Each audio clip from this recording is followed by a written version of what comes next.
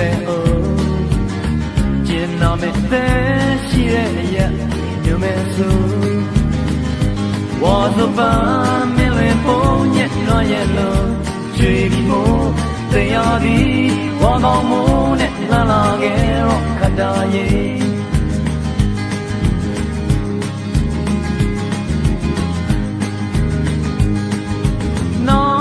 ကဲစု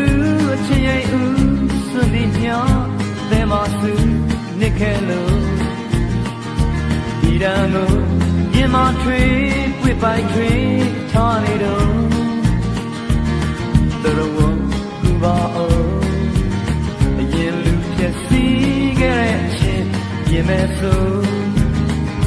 ဝါသပန်းပွေဝေပုံညက်နွားရဲ့လို့ကြွေပြီးမို့တရားသည်ဝါကောင်းမို့နဲ့လမ်းလာခဲ့တော့ခတ်တာရဲ့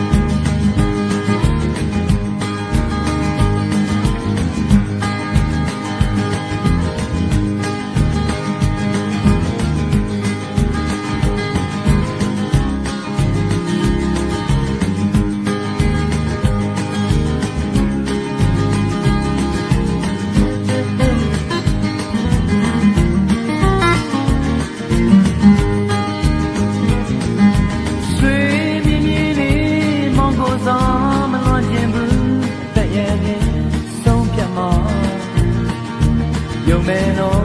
ဒီတခါမင်းသစ္စာမြဲရစေမေသူတော်ကူညီလို့ဒီအရင်ကြည်ခွဲခဲ့တဲ့တဲ့ဒီမဲဆိုဝါသပန်းပွေဝေပုံညက်နွားရဲ့လို့ကြွေပြီးမို့တရားသည်ဝါကောင်းမို့နဲ့လမ်းလာခဲ့တော့ခတ်တာရဲ့